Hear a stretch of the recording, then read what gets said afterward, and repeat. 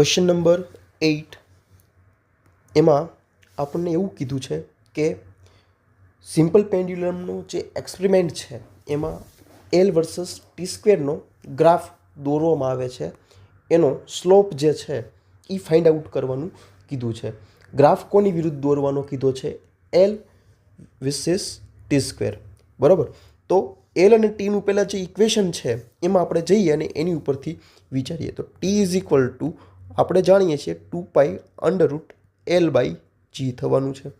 હવે એલ અને ટીનો ગ્રાફ જે છે એ પ્લોટ કરવો છે તો હું અંડરરૂટ કાઢવું છે, કારણ કે અહીંયા ટી સ્ક્વેર આપ્યું છે.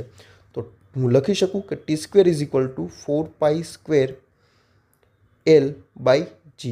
હવે આ જો સમીકરણને મારે y is equal to mx plus c સાથે સરખાવવું પડે, કારણ કે એના જેવું સ્વરૂપ મને મળે છે ઇક્વેશનમાં. તો એમાંથી જો હું એલને સબ્જેક્ટ કરું, કારણ કે આપણે એલ વર્સેસ ટી સ્ક્વેરનો ગ્રાફ પ્લોટ કરવાનો છે, મતલબ વાય એક્સિસ ઉપર એલ આવશે અને એક્સ એક્સિસ ઉપર ટી સ્ક્વેર આવશે. પહેલાં જે હોય એ વાય એક્સિસ ઉપર હોય તો વાયની જગ્યાએ એલ આવવું પડે. તો ઇક્વેશન મુજબ અહીંયા એલને સબ્જેક્ટ કરવું પડે. તો એલ ઇઝ ઇક્વલ ટુ થશે કેવું? તો કે g/4π² અને ટી સ્ક્વેર. તો આ જે ઇક્વેશન મળ્યું એમને હું આની સાથે કમ્પેર કરું, y is equal to mx plus C. તો સી જે છે ઇન્ટરસેપ્ટ અંતઃખંડ એ કેવું થવાનું છે?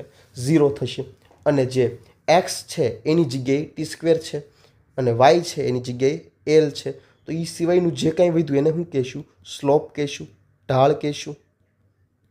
જે શું થશે? તો કે g/4π². ડન.